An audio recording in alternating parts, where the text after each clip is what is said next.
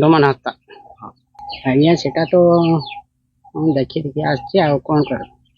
ଆଉ ତାଙ୍କ ମାନେ ଛୋଟ ହିସାବରେ ମୁଁ ବାହାଘର କରିଥିଲି ମାନେ ପାଠ ପଢ଼ା ପଢ଼େଇଥିଲି ନା ଆଉ ମାନେ ଭଲ ପାଠଟା ଆସୁଥିଲା।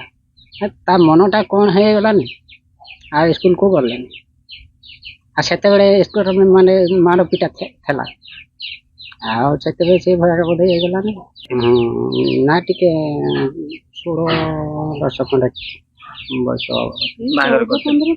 ହଁ ସେ ମୁଁ ତ ଜାଣିନି କେତେ ବର୍ଷ ହେଇଛି ବୋଲି। ସେଟା ଖାଲି ସାର୍ ସେଟା ମିଛ।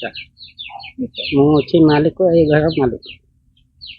ଆଉ ତାଙ୍କ ସ୍ୱତନ୍ତ୍ର ବାଘକୁ ଗୋଟେ ମାନେ ଝିଅଟା ମୁଁ ପସନ୍ଦ କଲେ ନାହିଁ ସେଥିପାଇଁ ମୁଁ ଆଣିନି ଆଉ ଖୁସି ବାସି ହେଇଗଲାଣି। ମାନେ ଆମ ସେତେବେଳେ ମାନେ ଛୋଟିଆ ପିଲାଟା ଥିଲା ଆଉ ତା ମା ବାପା ମନା କରିଥିଲେ ଏଇ ଯୋଉ ମୋ ସମୁଦୁଣୀ ଆଉ ତାଙ୍କ ପଛ ସେଟା ସମାଧାନ ପାଏନି। ମାନେ ବିନ୍ଧାଣୀ ଟୁକା ସାତ୍ର ଥିଲା ବୋଲି ମାନେ ଛାନିଆରେ ମତେ ଦେଇଦେଇଛି ଝୋପଡ଼ି ପୋଲା ହଉ ଯାହା ବି ହଉ ନହେଲେ ମାନେ ତାଙ୍କର ମାନେ ଆମ ଆଦିବାସୀ ଇଜ୍ଜତ ଗୋଟେ ଯାଉଛି ନା ପଛ ସେଟା ମୁଁ ପାଇଲି। ଆଉ ନାତୁଣୀ ଖବର କ'ଣ?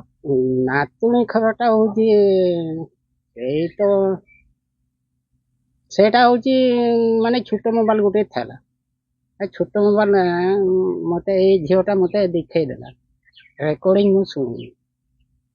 ଆଉ କାହା ମୋବାଇଲ ସେଟା ବି ମୁଁ ଜାଣିନାହିଁ। ସେତେବେଳେ ବଡ ମୋବାଇଲ ମାନେ ମାନେ ଆମ ବୋଉ ଆଉ ଗୋଟେ ଟୁକା କାହାକୁ ଟୁକା କେଜାଣି କଥା ହଉଥିଲେ।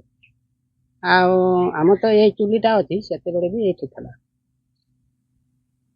ଯେତେବେଳେ ଫୋନ ଆସିବ ପଛ ପଡିଯିବ ଘଟଣା କ'ଣ ଫୋନ ଆସିଲା ମାନେ ଏଇଟା ଛୋଟା ବଢିଆ ଘା ପତଳା କାଠ ସେ ସେପଟ ରହିଛି ମୁଁ ଏପଟ କଥା ସବୁ ସେଇଠି ମୁଁ ଶୁଣି ସାରିଲି।